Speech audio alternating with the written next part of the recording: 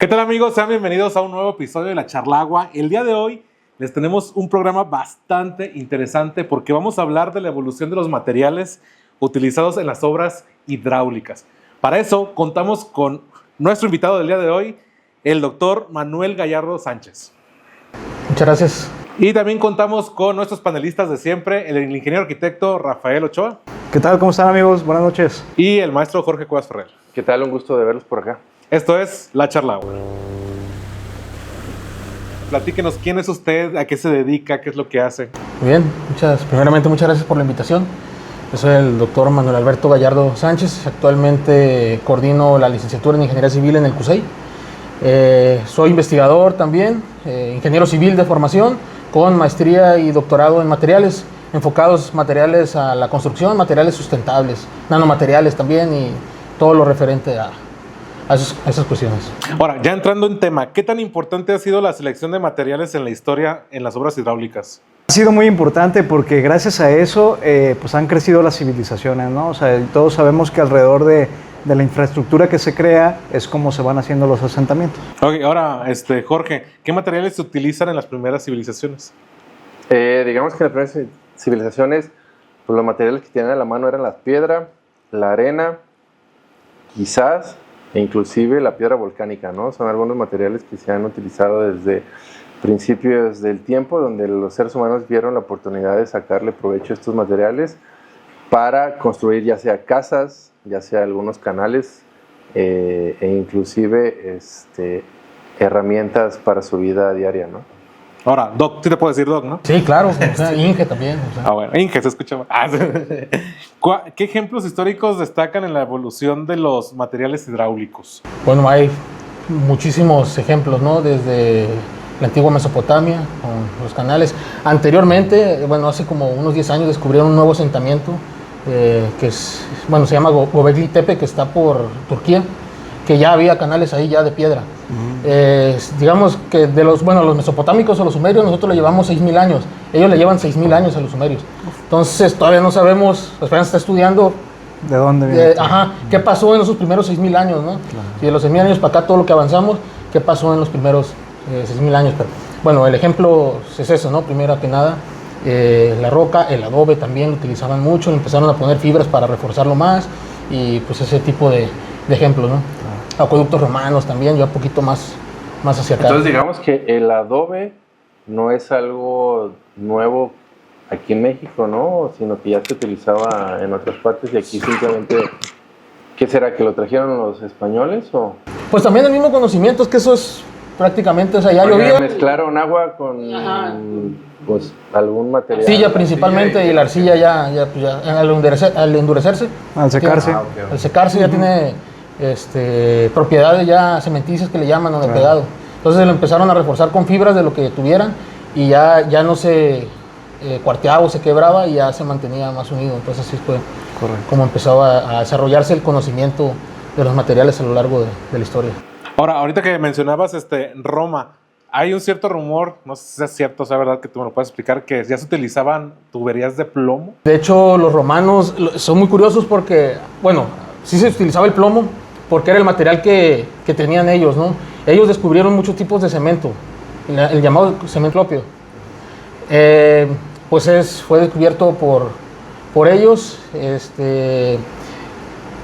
Desarrollaron mucho también la cuestión geométrica, porque los materiales no nomás es el conocimiento de las propiedades que pueda tener, sino la forma que tienen. Por ejemplo, ellos trabajaban mucho el arco, como el que se ve aquí.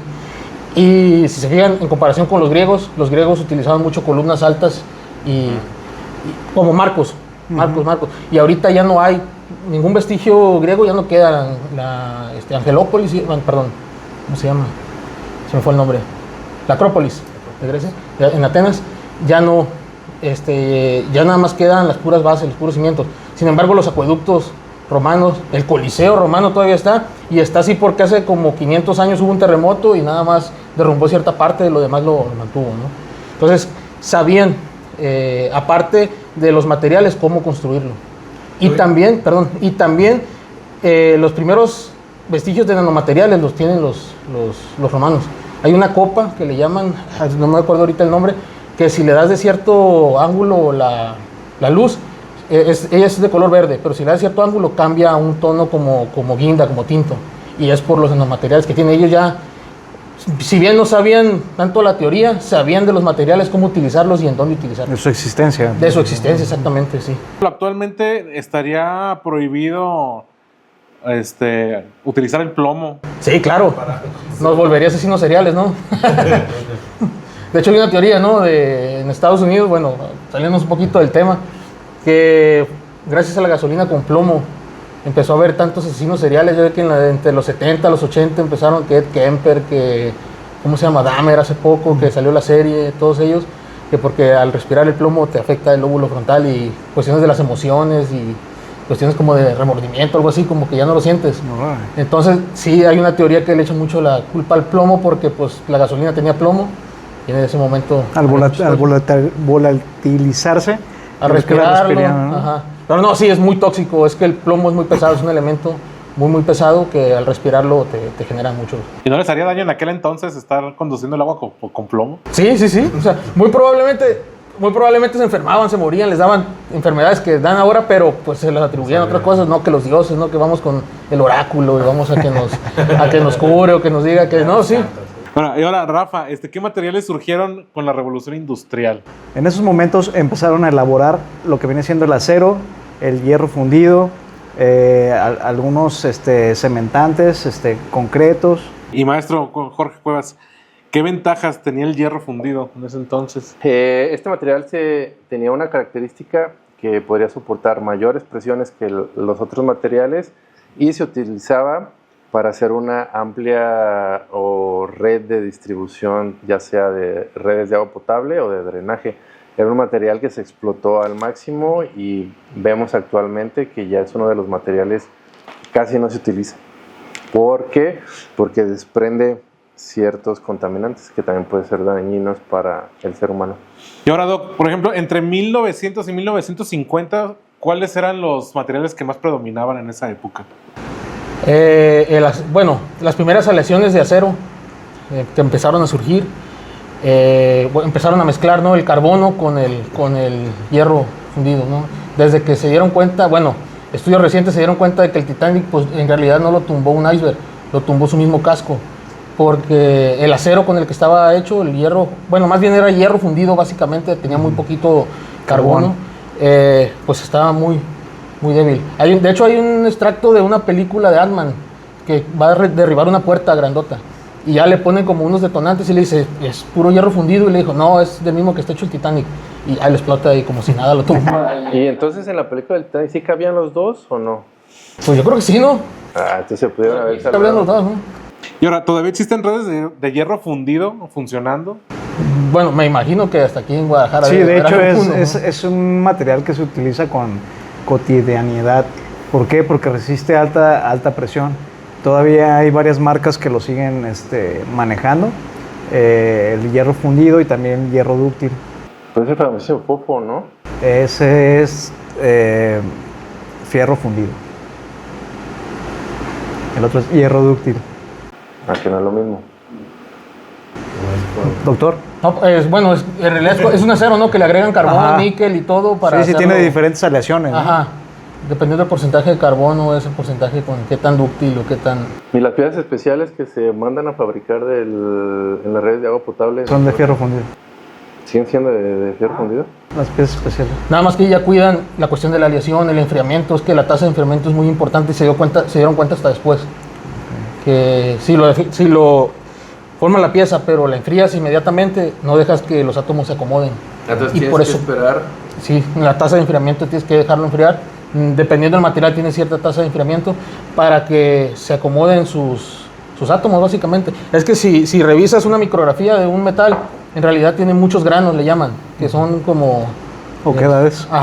Vienen como si fueran así granitos pedados. Y cada granito tiene cierto dominio que le llaman, o sea, cierta dirección de sus átomos. Entonces, entre más granos tengas, mejor.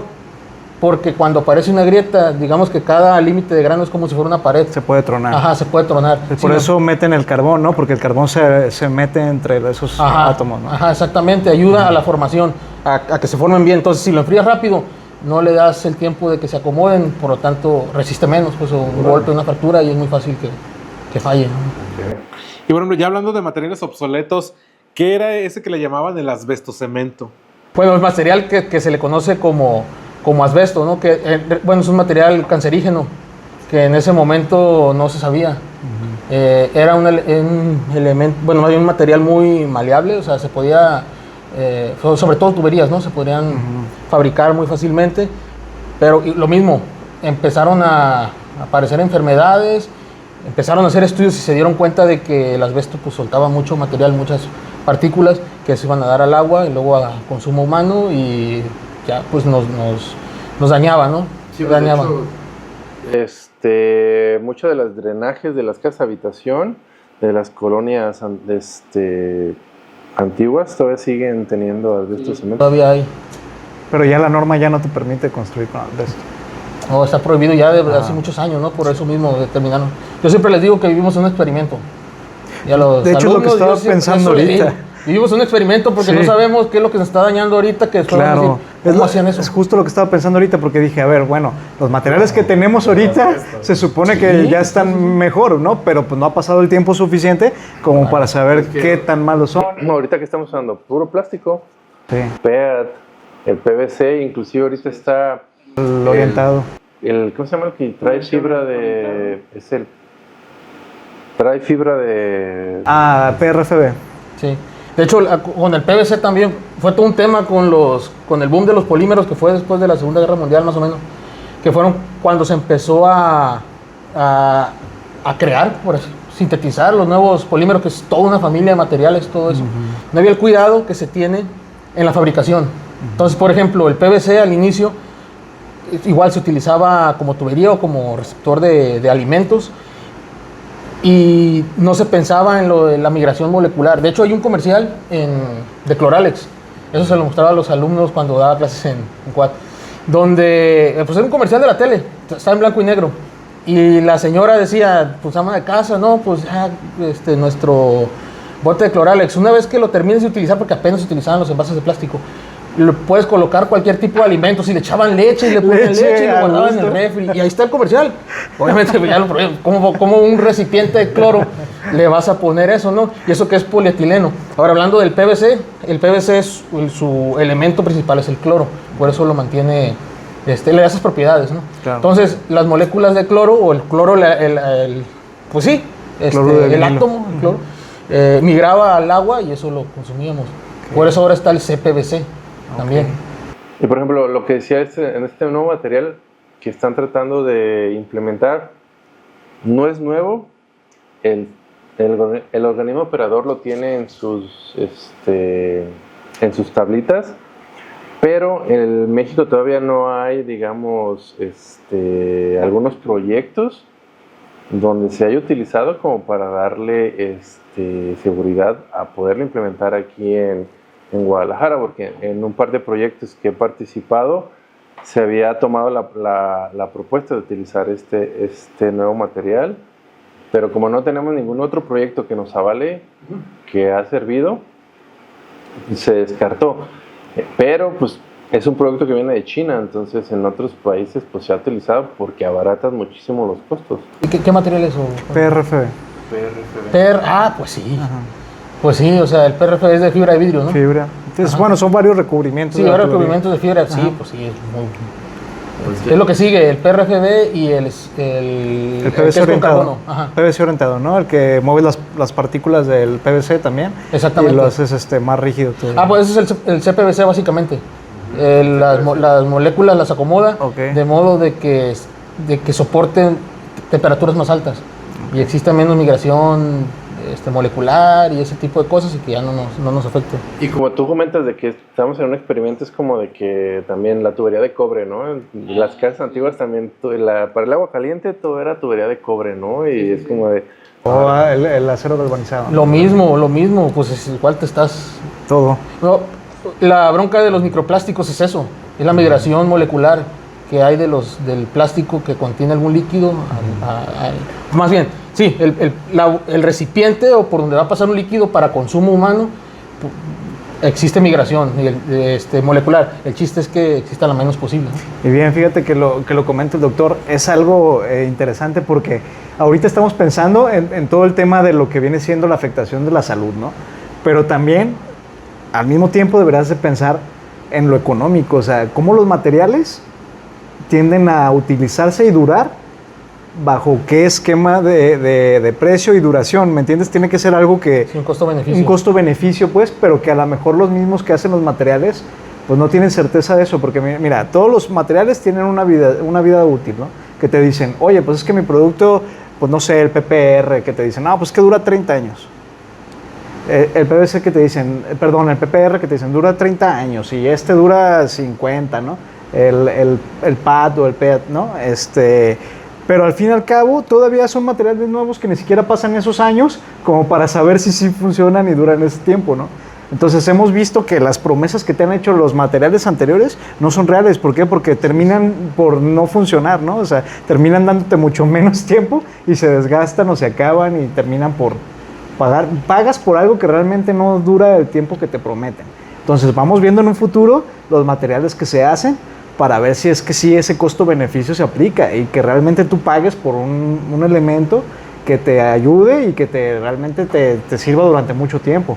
Como para hoy en estos problemas que estamos teniendo en Guadalajara, pues que ya los materiales ya no sirven porque eran de asbesto cemento, muchas tuberías obsoletas, piezas obsoletas, que a lo mejor buscaremos inventar en algún momento a alguien, algún genio, algún material que nos ayude a no tener esos problemas, ¿no? Con los materiales. Pues que prácticamente estamos utilizando ya puros plásticos, ¿no? O sea, sí. Agua potable en casa es el PPR. el termofusión, ¿no? Sí, y luego PEAT, PVC para drenaje, ¿no? Ajá. O sea, son plásticos al fin y al cabo, ¿no? Sí. Y solamente para los acueductos grandes, creo que, por ejemplo, para el proyecto en el que participé, que viene que suministra el agua de la planta Calderón. Este acueducto, pues todavía se están utilizando algunos materiales de confianza, ¿no? Hicimos las 3 propuestas, está la de concreto, está la de PEAT, de hecho el organismo operador nos había dicho que utilizáramos esta con fibra de vidrio, pero al final la descartamos, entonces se vienen utilizando materiales que nos han dado seguridad en otros proyectos, ¿no? Que prácticamente es el plástico. Sí, exactamente. Que sabemos, o no necesitamos tener un conocimiento grande, que sabemos que el plástico pues se va a degradar. Ajá, sí es. En algún momento, en Eso X momento. es todo un tema. Y como existen, bueno, son 3 familias de materiales o 4, ¿no? Que son los metales, todo lo que son los metales, todo lo que es cerámico, lo que es el concreto, lo que son porcelana, etcétera. Y están los polímeros y los compuestos, que es la combinación de los otros. Entonces, en los polímeros es, digamos que desde la Segunda Guerra Mundial final para acá, es donde se empezó a desarrollar mucho. Y hay unos que le llaman commodities, que es gracias a eso los que pues nosotros utilizamos día con día, ¿no? Pues por ejemplo las mismas poliéster, el polietileno, el de alta y de baja densidad. El de baja densidad es de las bolsas de plástico, que le llamamos. El de alta densidad es donde va la leche. El polipropileno, que es la envoltura de las sabritas, de las galletas, o sea, todo eso. Y luego vino una restricción por contaminación, ¿no? No sé si que prohibieron las bolsas, la utilización de bolsas de plástico. Que ahora eran como bolsas como de cartoncito, papel, ¿no? Ajá, exacto. Yo voy más a que se debe de saber cómo reutilizar esos materiales que desaparecerlos, ¿no? Porque al final de cuentas son una ventaja. Claro. O sea, por algo están. Y para algo están, ¿no? Si genera mucha contaminación, podrías crear políticas políticas al final de cuentas, porque tienen que intervenir. Ajá. La cuestión gubernamental y también como persona, ¿no? Decir, bueno, voy a separar, como separas la basura, pues voy a separar también las bolsas de plástico, el plástico que ya no me sirve y debería, bueno, hay contenedores especiales, ¿no? Pero sí hacerlo, colocar los contenedores especiales de plástico para que ese plástico tenga otra vida útil después de, ¿no? O sea, que se pueda ya sea fundir, volver otra vez a crear nuevos productos a partir de eso y que en realidad exista pues como un ciclo de vida cerrado, ¿no? Que le llaman, ¿no? Completo. Porque aquí en México nada más fue como un pequeño auge en el que dijeron, bueno, vamos a reciclar, ¿no? Y empezaron que la basura, a entregar los productos separados y después ya no. Pero por ejemplo, digamos que hacemos la sustitución de una red de drenaje sanitario, que digamos que ahorita en este momento la sustituimos y en 30 años cumple su vida útil. Esa vida útil son 30 años, ¿no? Aproximadamente. Retiramos si es el PEAT. Ese material se puede volver a reutilizar, ¿no? ¿Verdad? Lo que estás diciendo es que se tiene que pasar por ciertos procesos para poder llegar a un producto que se pueda volver a utilizar. Sí, pero de que se puede volver a utilizar, se puede volver a utilizar. O sea, El reciclado, ¿no? Ajá, se recicla de alguna manera. Ya sea otra vez calentándolo para volver a generar otro producto, o obtener algo de o quemarlo para obtener la energía que tiene contenida y aprovecharla de alguna manera, ¿no? O sea, de que se puede aprovechar ese material, se puede. Tendría que tener, digamos, todas las herramientas, toda la tecnología para poder llevarlo a cabo, ¿no? Porque por regular diario vemos todas estas cantidades de plástico simplemente arrumbadas, ¿no? Exactamente. Digamos que poco a poco se ha venido gestionando el tema de la biomasa, ¿no? Y Exactamente. Por ejemplo, tú que estuviste en Alemania, ¿qué políticas o qué alcanzaste a ver de eso? Digamos que una que me voló la cabeza simplemente es que el agua sí es potable, ¿no? Desde el primer momento en que te dice, ¿sabes qué? Puedes tomar agua de la llave. Y es como, ¿cómo que puedo tomar agua de la llave? Es que pues, te hace clic, pues que en tu país de origen ni siquiera pudieras hacer eso, ¿no? Entonces, desde ahí es una parte que me voló la cabeza. Me costó un par de diarreas acostumbrarme a esa agua tan ¿cómo se llama? Minerales. Exactamente, tan cruda. Pero lo sobrellevé, ¿no? Y luego te hace sentido de que ¿de dónde viene esa agua? Es agua tratada. Agua que viene del... ¿Es agua con la que te bañaste? Sí. ¿O con la que le bajaste al baño? Que pasó en una planta de tratamiento que realmente tiene unos estándares de calidad altísimos. Luego pasa a una potabilizadora donde el nivel de la calidad de agua es también alto, para que puedas llegar, abrirle y tomar y no pase nada. Pues aquí también puedes tomar, ¿eh? De donde yo soy, de Lomelí sí puedes. ¿También? Sí, ahí sí puedes la llave. Sí. Sí. Pero es agua que viene Nos de quiere la dejar en presa. mal, nos quiere dejar en mal. Bueno, no sé si es la única de México, creo que sí, donde sí puedes tomarla. Órale. Pero Sí, bueno, en su caso es excepción, ¿no? ¿Qué tienen de fuentes de abastecimiento? ¿Es de mar, de pozo? No, es de presa. Presa de lluvia, presa que viene desde la Sierra Madre Occidental. Y el agua, toda esa agua que baja. Sí, digamos que tienen la fortuna de tener quizás una red con algunos materiales o moderna. Y aparte es un sistema de riego muy complejo el que hay ahí porque pues es una zona agrícola. Entonces es muy fácil de que llegue agua y no agua contaminada, o sea, agua directamente a la planta potabilizadora para que... Pues pronto vamos a ir para allá a grabar sus sistemas de riego y a ver si se... Sí. Y para agregarle un poco a lo de Alemania, también una visita en las fuentes de abastecimiento de agua potable y son unas cámaras subterráneas prácticamente cerradas que tienen el agua ahí almacenada y son tanques que parecen, uno fue de puro concreto pulido. Ajá. Y se sentía una humedad y una temperatura muy baja y la otra era prácticamente puro vitropiso, una alberca cristalina que estaba almacenada el agua y la red es prácticamente a bombeo y todo el mundo tenía su agua que podía utilizar el grifo. Y otra de los datos ahí culturales es que pues, en esta mezcla de diferentes países, los asiáticos seguían consumiendo agua embotellada. Ellos los veía siempre cargando con sus botellas de agua embotellada y a todos los latinos, del grifo, chimari, ya después de que te acostumbras. Pero hay muchos choques culturales, pero te das cuenta de los estándares de calidad, ¿no? Y aquí, ¿qué te dicen? Ni se te ocurra. Solamente puedo hacerlo una vez. Es un truco de hacer una vez. Este truco solamente lo puedes hacer una vez y si no, salmonela toda tu vida. Luego sí, una fiebre. Exactamente, pero con tu vida suero oral y listo. Pues es que, digamos que quien no, me incluyo aquí en Jalisco, llegamos a tomar agua de la llave, ¿no? Como los famosísimos, que los tréboles saben a limón y cositas por eso, y déjale todo de la llave. Pero aquí estamos. De hecho, anteriormente yo me acuerdo que en la Ciudad de México se tomaban llave del grifo, ¿no? Estoy hablando de hace más de Ahora pongo como unos 30 años. Pues es que digamos que la fuente de abastecimiento de la Ciudad de México eran los pozos, entonces esa agua venía de los acuíferos, que prácticamente es de las fuentes de abastecimiento mucho más limpias, porque se va filtrando el agua, se va quedando todos los contaminantes en todas estas capas de suelo y el agua es prácticamente potable directamente. Es como en los ranchos, tienen los pozos y también Sí, ahí lo toman. Es lo que iba a decir, algo importante es la cantidad de personas, ¿no? Si es una comunidad pequeña, una ciudad pequeña, a lo mejor es más controlable eso, ¿no? Exacto, que es más pequeño, sí, somos muy pocos habitantes, eso es muy importante. Aquí como Guadalajara, pues no. No. Pero Pero resumido, todo termina en lo mismo. O sea, las redes se hacen viejas.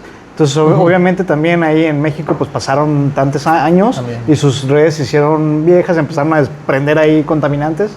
Y pues Mira, que fueran de asbesto, ¿no? Las de yo creo. tomar de ¿no? la llave. En un principio todo bien. Yo creo que si tuviéramos nuestra red aquí en Guadalajara, pues a lo mejor le tomarías a todo dar, ¿no? Pero ya ahorita con como están. Pues quizás algunas personas de aquellos entonces, pues también al paso del tiempo con sus problemas de salud, ¿no? Debido a... consumir. Exactamente. Y, por ejemplo, hasta el momento, ¿cuál ha sido el material más problemático que ha existido? Asbesto cemento. El asbesto cemento. Para cuestiones de agua, sí, el asbesto, cemento, sí, totalmente, porque se creía que era un muy buen material, prometía mucho, pero la cuestión de salud no ayudó. lo notábamos. Y, por ejemplo, ¿si hay algún programa que pueda reemplazar ya esos materiales o ahí los dejaron? No, sí, o sea, tú estás, tú estás obligado que cuando hagas una red, la tienes que cambiar. O sea, supongamos que compras un predio y pasa un colector sanitario por tu predio, ¿no? Vamos a hablar de algún organismo regulador, ¿no? Como puede ser CIAPA. CIAPA te dice que tienes que cambiar esa tubería, o sea, la tubería que aparezca en tu predio la tienes que reemplazar y te dice por qué material reemplazarla, en sus especificaciones bien.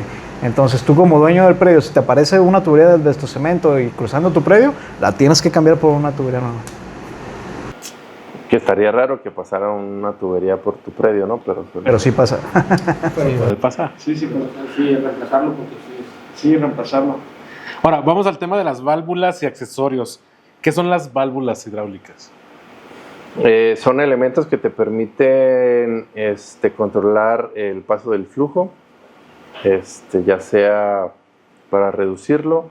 Hay otras válvulas que te ayudan también para expulsar el exceso de presión que tienen las tuberías. Hay otras que te ayudan... Pues hay otras que... Hay válvulas para cerrar, para dar control, seccionamiento, modificar presiones. Si tú traes una presión muy alta en una tubería y pones una válvula reductora de presión, de ahí hacia abajo puedes controlar la presión necesaria. Hay muchos tipos de válvulas. La anular es una de las que casi no se manejan. Esa es más rara. Esa la hemos llegado a poner en proyectos grandes. Y esa tiene pues varias funciones, pues puede reducirte la presión, puede controlar el caudal.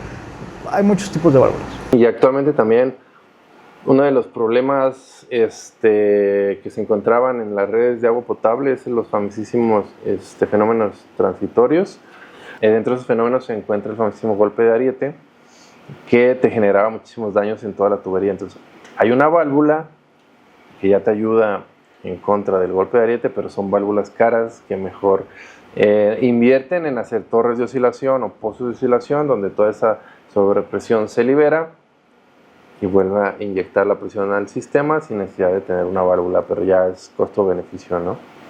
¿Y cómo han ido evolucionando las válvulas? Digamos que a lo largo del tiempo pues han evolucionado como todo, ¿no? Como veníamos viendo, los materiales de la tubería también, los materiales de las válvulas han evolucionado y hay válvulas ya automáticas que puedes utilizarlas tanto con un sistema de telemetría para estarlo monitoreando desde una estación de control, ¿no? Entonces la tecnología nos ha ayudado a hacer todo esto ya prácticamente desde tu celular, ¿no? Cerrar y abrir válvulas. Ahora, doctor, ¿de qué materiales se fabricaban las válvulas antes? Pues hierro fundido, bronce, latón. Las primeras selecciones de acero, ¿no? Que era hierro con carbón, níquel. Eran de los que de los materiales que había en ese momento que podían aprovechar. Ok, ¿y actualmente? Actualmente. Pues acero de carbón, yo creo que Sí, pudiera ser, podría ser hasta de aluminio, algunas, en el sector alimenticio, ¿no? De acero, y de hecho del material que estás diciendo tú, pues que es fibra de vidrio, PRF. Ajá, que en realidad es una resina, o sea, en realidad es un polímero que está reforzado con fibras cerámicas, es un material compuesto, y eso es lo que actualmente se está utilizando mucho, y bueno, desde mi punto de vista eso ya es el presente, ¿no? Porque en otros países ya se están utilizando, y ya es cuestión de que aquí también nos adaptemos a eso. Ahora, también es importante, otra cosa aunada a lo que viene siendo el precio, el beneficio, que sería el cómo actúa el material con su entorno, ¿no? Hay que ver también qué circunstancias lo rodean, como que a ver si resisten presiones, porque al fin y al cabo, estoy hablando de nivel de aplastamiento, ¿no? Entonces, a lo mejor, no sé, o sea, tendrías que ver si cambias el PRFB por el concreto, que el concreto pues resiste mucha carga, ¿no? El concreto preesforzado, entonces, pues se tendría que checar. Pero también podemos hablar de las, digamos que no son válvulas, pero también compuertas que todavía son manuales, ¿no? O sea, esas todavía no han pasado a esta parte de la actualización, ¿no? Compuertas y más utilizadas en los canales de riego que todavía tienes que estar, ir y abrirle manual, ¿no? Entonces, esa parte todavía no se ha visto cómo actualizarla, ¿no? Siempre está de que, oye, tienes que ir a abrir la compuerta para el canal de riego, porque si no, se va a desbordar. Y es para nivelar, y cuánto agua vas a distribuir. Entonces, todavía ese tipo de compuertas que viene, digamos, de la mano de las válvulas, no se ha visto esa actualización. Y ahora, Doc, ¿qué ventaja tiene el hierro dúctil frente al hierro fundido tradicional? Bueno, la cuestión es en la fabricación de piezas principalmente, a lo que yo considero, porque al final, bueno, el hierro es pues sencilla, es un material en temperatura ambiente bastante sólido, bastante rígido, y vamos a decir, la principal diferencia es en la cuestión de la fabricación de las piezas. Y sí, el hierro dúctil tiende a ser un poquito más durable, pero pues para fines que nosotros tenemos de tuberías, válvulas, etcétera, pues digamos que tienen prácticamente la misma vida útil. Y para concluir, ¿qué reflexión le podría dejar a los alumnos que están estudiando este tipo de temas? Bueno, de hecho, ya de por sí la hidráulica es como muy de nicho, ¿no? Sí. Actualmente he notado en los alumnos que es como muy de nicho, o sea, como que te gusta mucho o no te gusta. O la odias o la amas. O la odias o la amas. Ajá, exactamente, no hay como término medio, ¿no? En eso. Que le echen muchas ganas en eso. Hay muchas áreas de oportunidad, o sea, se puede aprender muchísimo, se puede desarrollar muchísimos temas referentes a la hidráulica en general, pero también a la cuestión de los materiales en hidráulica, ¿no? Que pues es mi área de especialidad, la de los materiales, pero que hay mucho de donde ideas, o sea, que se pueden materializar. Y hay mucho de dónde ver, de mucho dónde analizar en otros países, lo que se está haciendo también, poder implementarlos aquí. No nada más enfocarnos, porque hay muchos temas que se enfocan en cuestión del drenaje, cuestiones de los nidos de lluvia, sistemas escala, así, que están muy interesantes, están muy, muy buenos, pero también hay más. O sea, se pueden hacer mucho más cosas, analizar la problemática desde otro punto de vista y se puede llegar a grandes cosas. ¿Ustedes? Pues digamos que yo también en esta parte de invitar a los alumnos que simplemente la hidráulica no es canales, sino que hay muchísimas áreas de oportunidades, ¿no? O sea, los temas del agua son amplios, desde el análisis de cómo el comportamiento de los ríos con el paso del tiempo, que se le llama la hidráulica fluvial. Tenemos la hidráulica básica de canales, de tuberías. Tenemos muchísimas como la geohidrología, tenemos la hidráulica marítima. Entonces la hidráulica tiene muchísimas áreas de oportunidades, pero como dice el doctor, o la odias o la amas, ¿no?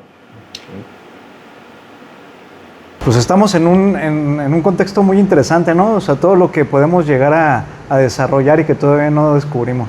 Entonces sí es importante seguir dándole prioridad Ahora nosotros que estamos de este lado, pues en los proyectos, pues tenemos que presionar, ¿no? O sea, no nada más decir, pues eso es lo que hay, y pues ya no, mira, cómo nos interesamos porque salga algo mejor, pues, y que a nosotros como proyectistas, pues, nos sirva, pues, también para darles a la sociedad algo mejor y que tengan una mejor infraestructura, porque esa infraestructura nosotros también la vivimos, ¿no? Entonces, pues, pues nada, eso. Sería todo. Pues bueno, no me queda más que agradecerle, mi doc, por haber venido y por su tiempo. Bueno, muchas gracias por la invitación, está muy, muy interesante, muy buena. Y luego lo esperamos en otra plática. Pues muchísimas gracias también aquí a los panelistas de siempre. Hasta luego, un gusto de verlos. Y pues esto ha sido todo por el día de hoy. Muchísimas gracias a toda la gente que se quedó hasta el final. Lo estamos viendo en una emisión más de La Charlagua. Hasta la próxima.